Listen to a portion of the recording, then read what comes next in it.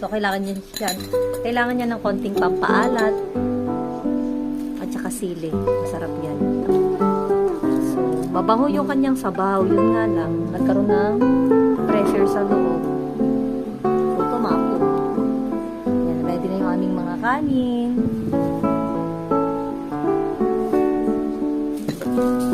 Saka ulam. Ito po yung aming ginamos. From Davao ba yan?